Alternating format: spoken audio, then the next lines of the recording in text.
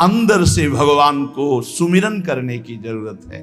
थोड़ा संयम में आओ। जिसको देखो मनमानी आचरण कर रहा है, सोचता है कोई संत महात्मा आशीर्वाद दे देंगे, तो तुम्हें संत महात्मा मिलेंगे ही नहीं।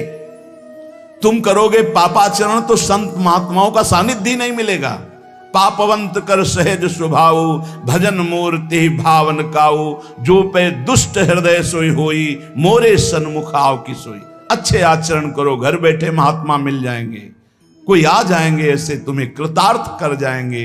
कहीं तुम भेज दिए जाओगे जिनके वचन से तुम कृतार्थ हो जाओगे। हमारी प्रार्थना को मानिए, अपने इस अमूल्य मानव जीवन को कूड़ा करकट की तरह मत नष्ट कीजिए। श्रीपाद कह रहे, नेत्रे उत्पाटित सपदि स्त्री क्षणे लालसा चेत। यदि ये गंदी लालसाएं उत्पन्न हो रही हैं तो थोड़ा शासन में लाओ अपनी इंद्रियों को, छूट मत दो। बहुत जीवन व्यर्थ कर दिया इन इंद्रियों ने, अब सावधान हो जाओ।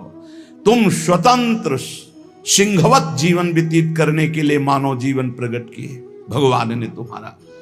तुम इंद्रियों के गुलाम होकर, मन के गुलाम होकर, भोगों के गुलाम होकर के जीने के लिए नहीं आए हो मनुष्य देह में। देवता तरसते हैं इस मानव देह के लिए। क्यों? क्योंकि साधन धाम मोक्ष कर द्वारा, इसे साधना करके हम जीवन मुक्त महापुरुष हो सकते हैं। लेकिन नहीं, बस कोई ऐसा कुछ कर दे जिससे हमारा पति बन जाए, कोई ऐसा कर दे कि हम स्वस्थ हों, खूब भोग भोगें, कोई ऐसा कर दे सारी झंझटें मिट जाएं। अरे औरों की तो बात जाने दो, भगवान जिनके घर में अवतरित हुए आप वहां दृष्टि डालिए। इतने बड़े भजनानंदी महात्मा वसुदेव और देवकी कंस कारागार में बंद किए हुए भगवान पधार रहे हैं, हथकड़ी बेड़ियों से जकड़े हुए। आप विचार कीजिए, भगवान के सिवा तुम्हें कोई बंधन मुक्त नहीं कर सकता, और सब तरंगे हैं। भगवान भगवान है, हमारी बात को समझ लो। भगवान भगवान है, भगवान के भाव में डूब करके सब भगवत स्वरूप हैं।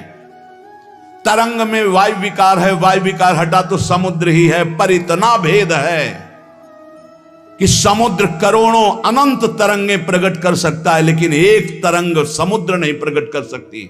ऐसे ही जितने महापुरुष हैं, जितने सिद्ध महापुरुष हुए, भक्त हो चाहे ज्ञानी हो चाहे योगी हो, वो माया विकार को नष्ट करके ब्रह्म रूप में लीन हो गए, तो ब्रह्म स्वरूप वो भी हो गए। ब्रह्मविद ब्रह्म ही भवति।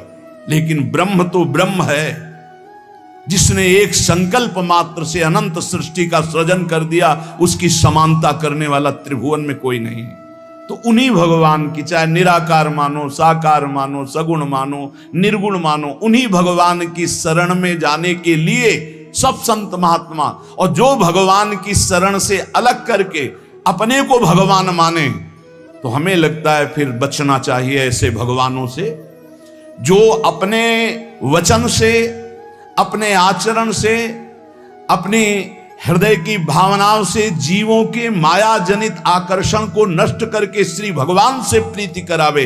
उसे संत कहते हैं, उसे ब्रह्मर्षि कहते हैं, उसे महात्मा कहते हैं, उसे भक्त कहते हैं। शास्त्र उठा के देख लो, ब्रह्म स्वरूप हो गए हैं। दूसरों ने अनुभव किया कि साक्षात ब्रह्म है, लेकिन वो जब बोले तो अपने को ब्रह्म नहीं बोले। गोस्वामी तुलसीदास जी साक्षात भगवान के स्वरूप हो चुके।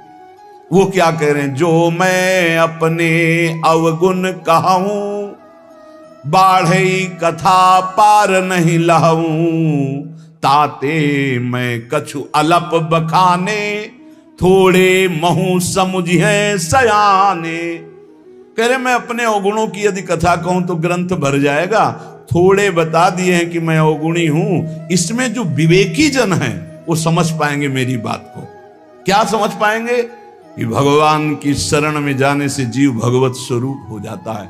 गोस्वामी जी भगवत स्वरूप है, सामने भगवान बैठे हुए सबरी माता का स्तवन कर रहे हैं नवधा भक्ति के द्वारा। और सबरी जी ऐसा कह रहे, अधम ते अधम अधम अति नारी, तिन मां मैं मति मंद अघारी। ये है महापुरुष, भगवान के चरणारविंद की नाम की लीला कथा की वृत्ति हृदय में जिनके संग से जागृत हो, वही सत्संग है। हम लोग बड़े बावरे हैं। अरे तरंग कभी समुद्र प्रकट कर सकती है? सब तरंगे हैं। वायु विकार हटा, समुद्र हो गई, मुझे कोई इस पे संशय नहीं। बूंद अलग है तो बूंद है, और समुद्र में गिर गई तो समुद्र है, लेकिन बूंद समुद्र नहीं प्रकट कर सकती। ऐसी करोड़ों अनंत बूंदे समुद्र से, लहरों से ऐसे उठती रहती है।